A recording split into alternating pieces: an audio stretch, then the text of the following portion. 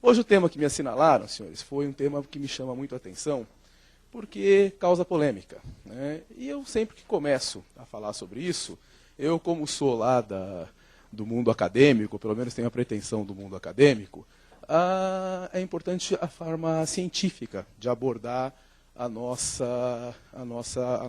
evento, ou os fenômenos que nós estamos assistindo, ou como vamos fazer o corte metodológico, o nome bonito que a gente dá para isso, né? Mas veja, nós estamos falando do quê? Do usuário de drogas. Os colegas que me antecederam, peço uma vez mais desculpas, eu não pude vir escutá-los, né?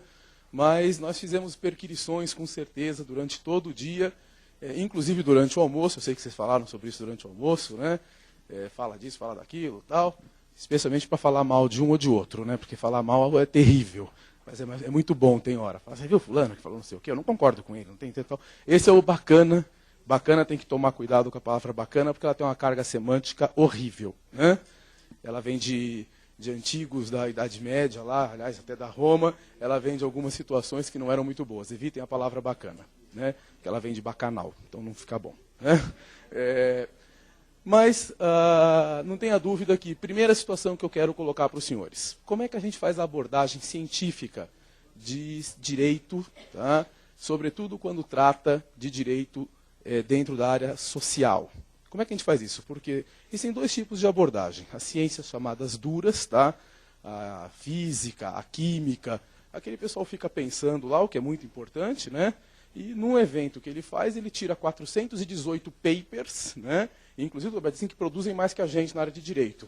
Não, não é. A deles é mais facilmente verificável, né? Ou seja, começou azul, depois eles misturam não sei o que, vira laranja, depois vira tal. Ou seja, ele vai olhando e por experimentação, por empirismo, eles retiram depois, tá, as suas conclusões. Para nós, senhores, que somos da área social, até porque ciência, né, o direito é social aplicado, me parece que não é tão fácil usar este método para a gente analisar o que ocorre. Tudo bem? De maneira que é possível que nós analisemos os fenômenos que ocorrem, tá? Mas dentro dessa posição de análise de fenômenos, a verificação desses fenômenos são de uma situação diversa. E mais, como é que depois nós vamos, detectado o fenômeno, detectado o que está acontecendo de bom ou de ruim, como é que nós vamos trabalhar para melhorar aquilo? Isto é a posição científica que a gente começa a trabalhar para que depois no corpo social isso acerte. Bom, primeira pergunta que eu quero fazer, os senhores já são doutores nessa situação, o dia inteiro aqui trabalhando, me parece que, até por uma questão de direito, o tráfico de drogas e o problema do usuário são aí situações hoje enfocadas, especialmente aqui nessa minha meia hora de fala. E me parece que, quero partir de uma premissa, o tráfico de drogas, tá, não é uma boa coisa, é uma patologia. Estamos de acordo com isso? Precisa ser combatido. Tá bom. Então, já todo mundo falou como é que combate, como é que não combate, o que faz, tudo bem. Primeira análise que eu quero propor com os senhores. O que é causa, tá, e o que é consequência. Pergunta primeiro. Violência, senhores. Tá? O que os colegas que me antecederam falaram? Violência é causa ou é consequência do tráfico de drogas? Consequência? Tudo bem? Muito bom.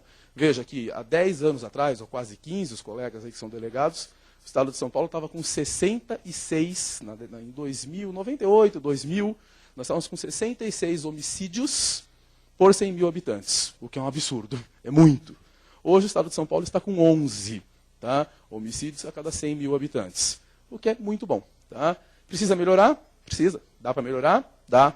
A ideia do Túlio Kahn, que é a CAP lá da Secretaria de Segurança, é que nós cheguemos a 7, né? Melhor do que recomenda as Nações Unidas para que façamos a contenção da violência, especialmente aí no homicídio. Tá?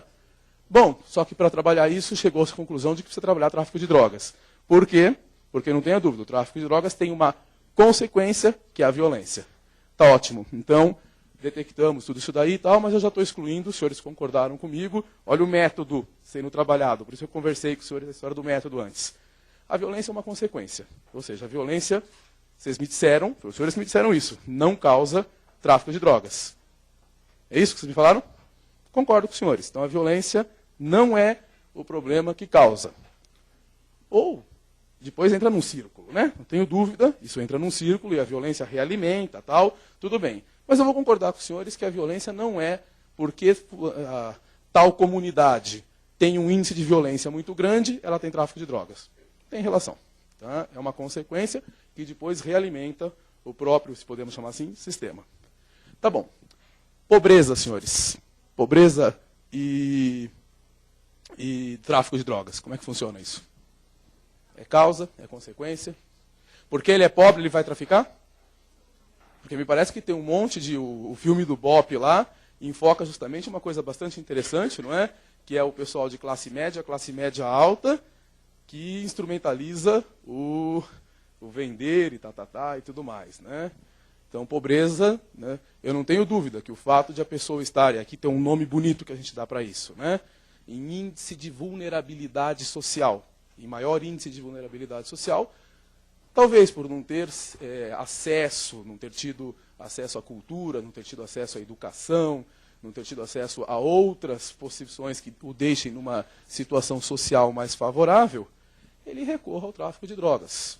Não tenho dúvida, mas, veja, esse está mais perto, o problema aí da pobreza, tá mais perto, maior índice de vulnerabilidade social, talvez remeta a pessoa a uma vida no crime. Tudo bem, mas é consequência ou é causa? Estou pensando para os senhores pensarem, porque essa discussão que eu entrei agora, senhores, é uma discussão bastante interessante. Tem gente que manda focar, por exemplo, eu não sei o que os colegas que falaram antes trabalharam, mas eu conheço colegas que são especialistas na área de segurança que dizem o seguinte, por exemplo, o tráfico de drogas é mercado. Então a gente tem que combater o mercado do tráfico de drogas combatendo o traficante. E dão lá assim, assado, posições. No que eles têm razão. Outros já dizem que não. Não, nós temos que combater o consumidor. Se não tiver consumidor, não tem quem compra e tal. E dão lá suas várias teses. Olha já o problema da ciência social. Tudo bem? O que não quer dizer que A ou B tem razão. Me parece quando a gente começa a discutir, quando a gente começa a analisar cientificamente, tentando analisar as causas, as consequências, encaixar cada coisa no seu lugar, se completam. Né? Um tem um pouco de razão, o outro tem um pouco de razão, e a gente vai construindo um quadro. Tá? Bom, deixa eu fazer uma outra situação. E família, senhores, é importante? Família é importante. Né? Então guardem aí, deixa a família no cantinho, daqui a pouco a gente discute isso. O que eu estou falando? Essas situações. Primeiro, nós temos então detectado, dentro dessa situação, que nós temos uma patologia social, que é o tráfico de drogas e o consumo de droga. Tudo bem? É uma patologia social. Nós nos predispusemos a estudar isto e depois fornecer, que é isso que os senhores pagam, né, como contribuintes, inclusive lá para os fundos de pesquisa da FAPESP, da Fundação do Estado de São Paulo, que reverbera nas nossas universidades públicas e privadas, para que nós, estudando essas posições, consigamos contribuir com políticas públicas. Tudo bem? Ou seja, a gente dá, do ponto de vista acadêmico, quem pensa, quem forma a massa crítica, e aí é importante, eu sempre agradeço o Dr. Humberto, quando ele me dá a oportunidade de palavra aqui, porque também só pensar no mundo acadêmico, Dr. Humberto, não funciona. O que nós precisamos depois? Fomentar as nossas ideias com os doutores que aqui estão, que lidam com isso, e o mundo acadêmico, a sociedade, a gente precisa começar a escutar e começar a falar, bom, como é que nós vamos aplicar esse tipo de coisa? Ou seja, é importante que nós tenhamos política pública e já detectamos que nós temos uma patologia aqui, que precisa ser trabalhada. A pergunta é, como? Né? E aí começam as grandes discussões. Vamos combater violência, vamos combater isso, vamos combater aquilo. Bom, primeira situação que eu tenho que dizer para os senhores, e aonde entra o sistema? Porque eu tenho visto com preocupação, o Sistema Único de Assistência, onde entra isso?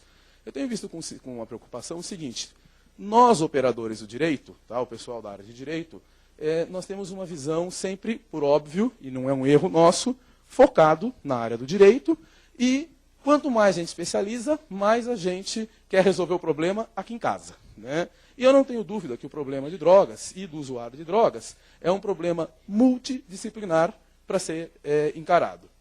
Bom, políticas que nós estamos enxergando aí, corretas, mas me parece que falta uma complementação.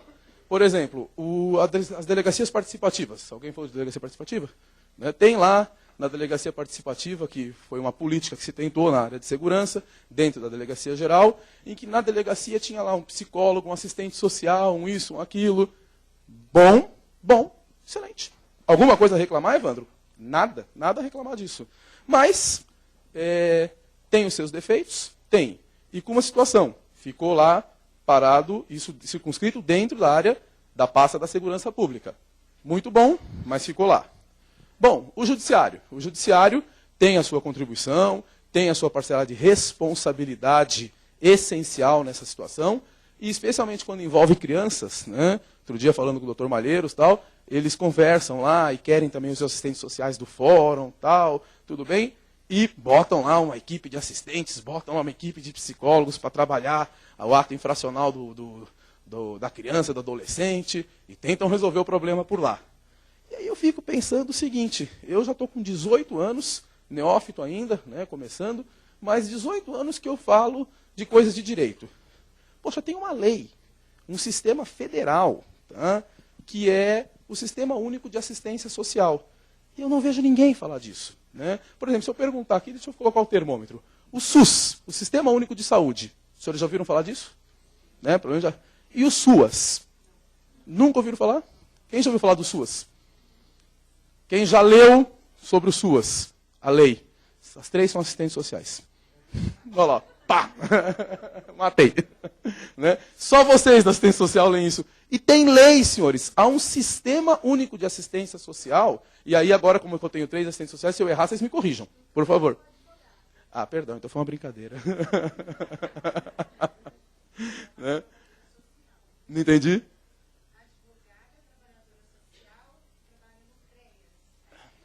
Centro de Referência Especial de Assistência. Né? Tá explicado. Está por ONG ou está como funcionária? Está como funcionária? Depois peça um autógrafo pela que ela é ave rara. Tá pelo uma SAS? Na SAS. SAS qual?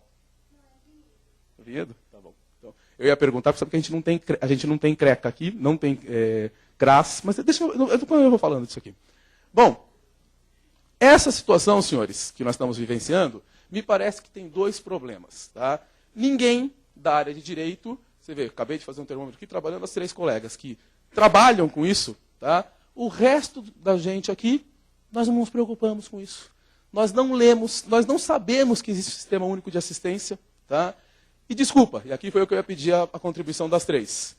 Nós temos 2 problemas básicos também que giram as discussões. Ora se diz que esse problema é um problema de saúde, e eu não tenho dúvida, há uma faceta absolutamente interessante com a saúde pública, tá? E ora é um problema de assistência. Tanto é um problema de assistência que, volto a repetir, as delegacias de polícia, algumas foram aparelhadas para ter assistente social. Né? Que depois teve um problema, os colegas aí.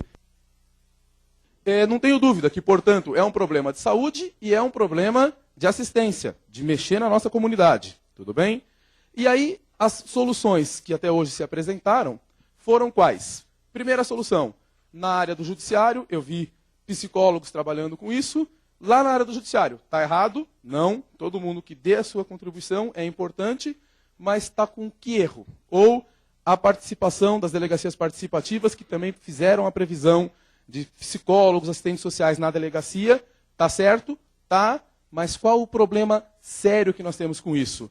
Cada um está trabalhando a sua visão de melhorar esse problema, sem, primeiro, sistema, tudo bem? Não há comunicação com as pastas que trabalham com isso. Então, a pasta da assistência social trabalha lá, a pasta da segurança trabalha aqui, o judiciário trabalha lá e não se conversam. Então, esse é um primeiro problema que a gente tem que enfrentar. Tudo bem? E o segundo problema que eu vinha construindo para os senhores, não sou o dono da verdade, mas das análises que a gente faz, a gente enxerga isso. Tudo bem? Qual é? O total desconhecimento do sistema de assistência previsto por lei federal. Tudo bem? Previsto por lei federal. Como é que funciona essa assistência, senhores? A assistência prevê, e aí as 3 colegas me corrijam se eu estiver errado, porque eu não sou da área de assistência. Mas ela divide proteção de direitos, tudo bem? Em proteção básica e proteção especial. E aí, como é que a gente protege essas proteções? Deixa eu falar primeiro das gerações.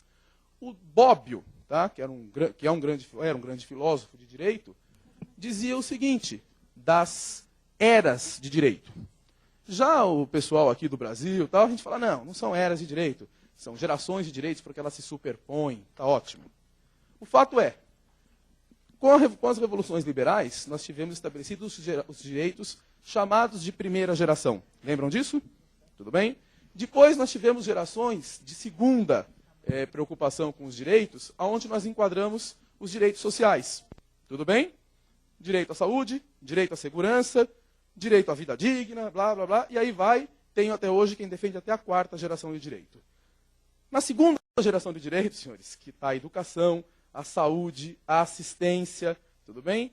Nós temos um sistema nacional que se predispõe a proteger esses direitos, tudo bem? E aqui hoje eu estou enfocando o quê? O direito à assistência, o direito à segurança, tudo bem? Com esse prisma. Bom, esse sistema único de assistência divide em duas situações, proteção básica e proteção especial. Deem uma lidinha na lei. Estou errado, doutora? Proteção básica e proteção especial. Para vocês terem uma ideia, proteção especial é quando as pessoas, ela de per si, tem um direito dela vulnerado ali, e ela está em perigo, ela está em vulnerabilidade. É especial. Se eu fizer política pública de assistência, tá, eu quero combater em geral, quero fazer uma situação que melhore o nível de vulnerabilidade daquela comunidade, eleve o nível econômico para que eles tenham menos pobreza e, portanto, tenham mais acesso à cultura e à educação, que possam se desenvolver melhor, isso não é nem especial, isso é proteção básica, tudo bem? Isso é proteção básica que está na lei. E eu me preocupo, por quê? Sem fazer política, sem fazer explanação, nós, operadores do direito, é de suma importância conhecermos um sistema que já vai longe, tá? E nós sequer conhecemos essa situação. Os senhores têm uma ideia? Na cidade de São Paulo, não é uma crítica, é uma constatação, tudo bem? Nós não temos, por exemplo, a porta de entrada, do ponto de vista como os assistentes imaginam, que é o tal que eu estava conversando, eu fiz uma conversinha paralela com as 3 colegas ali, o tal do CRAS, tá? Nome horrível, pior é o CRECA, né? Outro nome horrível, mas é o que tem aí. O que é o CRAS, senhores? Centro de Referência e Assistência Social. Esta é a porta de entrada do sistema. Qual que é o erro que nós temos e por que eu, na minha opinião, e não é só minha, nas discussões do mundo acadêmico a gente enxerga isso, qual que é o aparelho público, senhores, da educação, por exemplo? Qual que é? A escola, não é isso? Se a gente sair andando por aí, você vê a escola física? Sim, né? Ela pode ter o problema A, o problema B, o problema C, o problema Y, mas ela existe, ela está lá. Qual que é o aparelho público? Qual que é o aparelho que presta serviço de segurança, senhores? A delegacia de polícia, né? Você vai na delegacia de polícia, entra, doutor, dá licença, olha, eu estou com um problema, tal, te atendem, faz o boletim de ocorrência, devolve e tal. Está lá, está físico. O problema que nós temos, estas discussões de operação básica, de proteção básica de direitos, que estão alocadas na Lei de Assistência Social. E volto a repetir, proteção básica. A lei dividiu isso para nós. E que ela fala dessa política pública de elevar a vulnerabilidade das comunidades para que, né, tenham mais educação, consigam, portanto, maior renda, consigam, portanto, maior vida digna, tal, tal e tal e tal. Não existe. Tudo bem? Não existe. Nós não temos o tal do CRAS, que é onde esta pessoa deveria chegar e falar, olha, eu tenho um problema para ser resolvido na minha comunidade. Né? E aí sim, ali, olha como é que nós fizemos, é isso que eu queria dizer para os senhores. A Delegacia de Polícia Participativa, que não estou criticando e não está errado, mas chegou à conclusão de que eles precisam ter um assistente social na delegacia. Ótimo. O fórum tem um assistente social. Tá bom. E o município, cadê o CRAS? Cadê o Centro de Referência e Assistência? Tá? Os operadores do direito têm que começar a se preocupar com isso. O Ministério Público, eu nunca vi o Ministério Público perguntar, olha, cadê o Centro de Referência e Assistência? Porque me parece que quem tem que dar o primeiro combate, tá? Ou pelo menos uma primeira solução de política pública de assistência, a doutora também foi trabalhadora social, foi isso que vocês me falaram? Isso está na pasta de assistência, desculpa, isso não está na pasta de segurança, de saúde. Óbvio que a saúde e a segurança também fazem esse trabalho. Só que a pasta da assistência social, esse é o trabalho primeiro, tudo bem? Esse é o trabalho primeiro, que nós, operadores de direito, quando estamos no mercado, sequer conhecemos, tudo bem? Bom, Também não está tudo perdido, não. Também não está tudo perdido. Existem algumas tentativas para que os senhores entendam como é que nós tentamos trabalhar isso pelo município de São Paulo. Aí eu vou pontuar agora no município de São Paulo. O município de São Paulo chegou à conclusão do quê? Olha, violência não é o fato gerador que gera o tráfico de drogas e o usuário. Não é. Tá bom. Pobreza também não. Chegaram a essa conclusão. E até me convenceram lá, nas N discussões do mundo acadêmico e mesmo das políticas públicas da área de assistência, lá na pasta de assistência, me convenceram que a pobreza não é um fator de per si que leva ao tráfico de drogas. Me convenceram que o fator que leva é o desagregamento familiar. Conseguiram me fazer essa posição, e o que os senhores podem fazer assim? Mas, Capano, você vir falar para mim que a desagregação da família, a desagregação dos laços sociais, né, dos primeiros laços, gera, né, um problema de instabilidade do ser humano, tá? E isso o leva com um problema social, porque ele desestabilizado não tem como se autorrealizar, e ele não se autorrealizando, ele acaba ficando mais vulnerável à droga, tudo bem? E entra pelo sistema do usuário, e depois ele acaba indo, eventualmente, virar um traficante, ou não se autorrealizando, não tendo dinheiro, tá? E não tendo possibilidade de competir no mercado real, ou real não, é uma palavra ruim, mas no mercado lícito e formal, né, ele parte para a área da contravenção, depois ele parte para a área do crime, e, por que não raras vezes, já de pequenininho, né, já é amealhado pelo tráfico de drogas para poder acertar esse tipo de coisa, e ele já fica ali no exército do lado de lá, né, à margem da lei como nós concebemos para uma comunidade justa, blá, blá, blá e blá. Né? Bom, aí me responderam, e eu queria a valoração dos senhores, que a gente tem que trabalhar a família. E os senhores vão falar para mim, tá bom, Evandro, tá bom, legal, tem que trabalhar a família, ótimo. Pergunta que não quero calar, como fazer isso? Aí começa a apertar, né? Como é que faz isso? Bom, eu não estou dizendo não sou candidato a nada, não estou me candidatando e não estou defendendo a política que eu vou mostrar aqui, mas eu quero que os senhores conheçam uma política que não estou dizendo que é certa, também não estou dizendo que é errada, é uma análise científica. Tudo bem? Fala, olha, estão tentando assim para mexer as famílias e mexer ou tentar melhorar a vulnerabilidade social.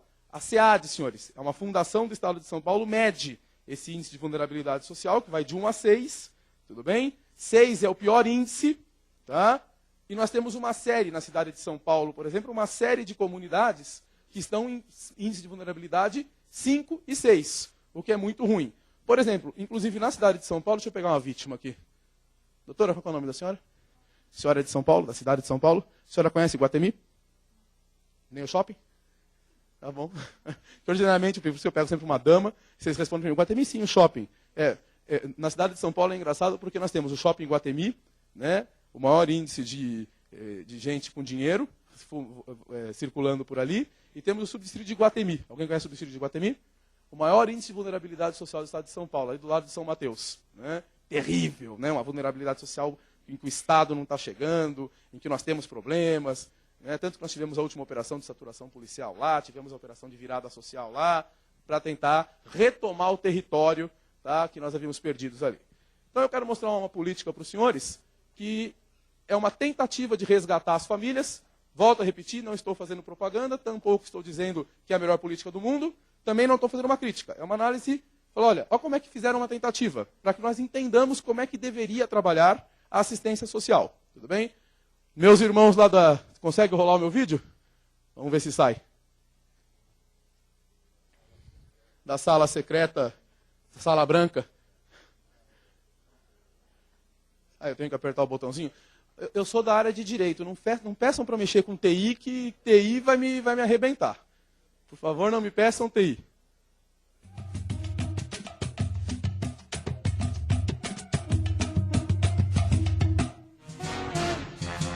É sempre lindo andar na... São Paulo é a maior metrópole do Brasil, com 11 milhões de habitantes.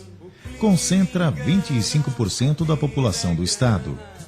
Segundo o Atlas do Desenvolvimento Humano, Entre 1991 e 2000, a proporção de pobreza no município passou de 8% para 12% da população. E o Índice Paulista de Vulnerabilidade Social revelou no município de São Paulo a existência de cerca de 337 mil famílias em situação de alta e muito alta vulnerabilidade social. Na periferia, a fábrica escurece. Para enfrentar o desafio de atender estas famílias, a Secretaria Municipal de Assistência e Desenvolvimento Social implantou em 2005 o programa Ação Família – Viver em Comunidade. Um dos pilares da política pública de assistência social nesta gestão, o programa é resultado do esforço de 12 secretarias para tirar do isolamento geográfico e socioeconômico as famílias vulneráveis que vivem nos bairros periféricos. O programa considera que os investimentos públicos no campo da assistência social são mais produtivos se focados e articulados de modo a criar uma sinergia que possibilite ampliar o acesso dessa população à rede de serviços e romper com o círculo vicioso da pobreza e vulnerabilidade social, substituindo por um círculo virtuoso dinâmico que conduza a situações emancipatórias e sustentáveis. Em 2005, o programa começou com 19 Casas da Família Centro de Referência do Ação Família. Hoje, a rede conta com 44 casas, atendendo a média de 56 mil famílias por mês. Para 2008, a meta é chegar em 57 unidades de atendimento, beneficiando 65 mil famílias. A partir da articulação das redes locais, o Ação Família conta com 489 parceiros, que potencializam o atendimento nas regiões mais afastadas, além dos parceiros de rede. Cada Casa da Família tem uma comissão local, que se reúne com a proposta de apresentar os relatos sobre as demandas, os atendimentos e os seus resultados. O Ação Família trabalha em 3 dimensões: vida em família, família na comunidade e vida de direitos e deveres. Para disseminar conhecimentos e realizar debates de assuntos propostos pelos técnicos e pela comunidade, são realizadas reuniões socioeducativas que, além de ser um canal de diálogo, é um espaço de exposição de ideias, discussão de propostas, sociabilidade e troca de experiências entre as famílias. Dona Eunice, é a Raimunda PS. Bom dia. A ponte entre o programa e a comunidade são os agentes de proteção social que visitam os domicílios das famílias e buscam vínculos que facilitem a exposição de seus anseios e dificuldades. Por meio dessa proximidade, o Ação Família consegue identificar as demandas mais urgentes e encaminhar os participantes aos mais diferentes serviços. Esta é a primeira vez que um projeto social acompanha com tamanha proximidade o desenvolvimento socioeconômico familiar. Alô? Deixa eu parar porque o filme vai longe, tem mais de 1 hora, não dá.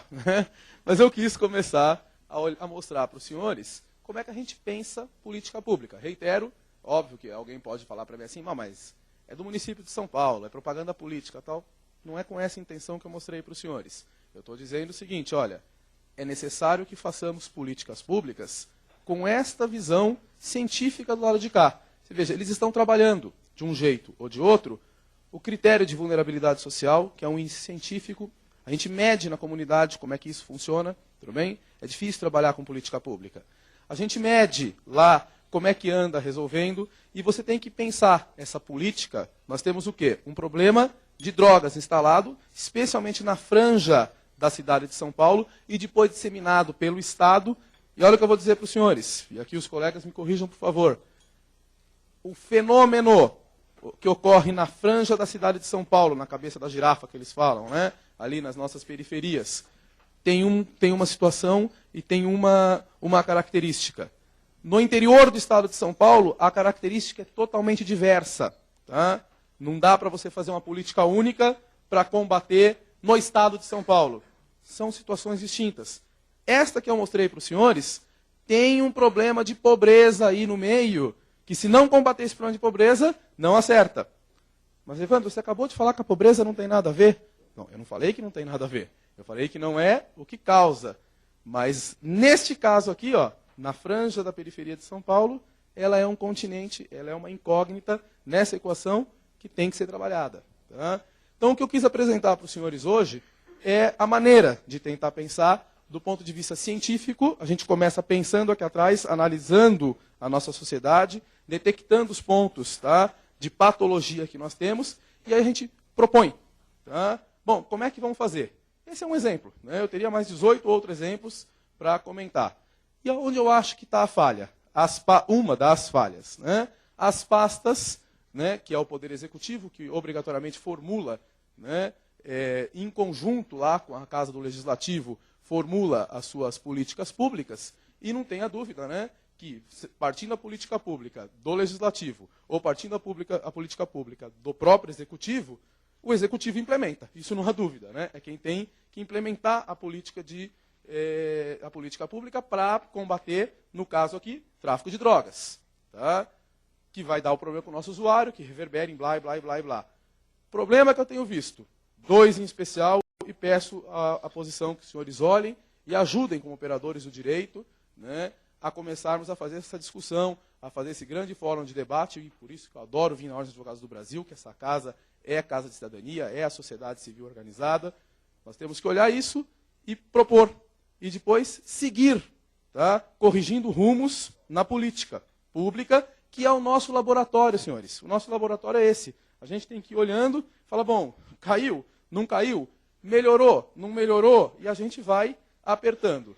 Primeira situação, as pastas trabalham totalmente sem comunicação entre elas. Você vê que nesse videozinho que eu mostrei para os senhores, pelo menos eles tentaram, é um conjunto de 12 pastas da administração pública trabalhando junto, o que é uma loucura. Né? É difícil trabalhar junto com outras pastas, cada um tem seu ego, cada um tem seu foco, cada um tem as suas preocupações primeiras. Mas, desculpa, trabalhar comunidade, trabalhar os grandes problemas da sociedade, se não for em conjunto, não dá. Já chegamos nessa conclusão. Segunda situação, e aí por isso que eu escolhi esse vídeo. No problema de droga, o problema do usuário, me parece que, óbvio, tem uma condição de pobreza, tem uma condição de não acesso, mas me parece que a família, tá, das conversas que eu tive com todos os especialistas da área, todos são unânimes em apontar que uma família bem estruturada evita. Né? E aí, essa foi uma política implantada que eu quis apresentar para os senhores e está alocado dentro do Sistema Único de Assistência Social que nós não conhecemos, exceção das 3 colegas, né? Que nós não conhecemos, que é lei federal, senhores. Tá? Então, eu convido os colegas a darem uma lida. Na internetzinha tem lá, ó, www, Google, tá? Lei Orgânica de Assistência Social. Pum, vai listar lá. Depois batam também o seguinte, NOB SUAS, né? Norma Operacional Básica, como é que opera essa norma? Está lá também como é que opera. Tudo bem? Fica, portanto, doutor Humberto, o meu obrigado.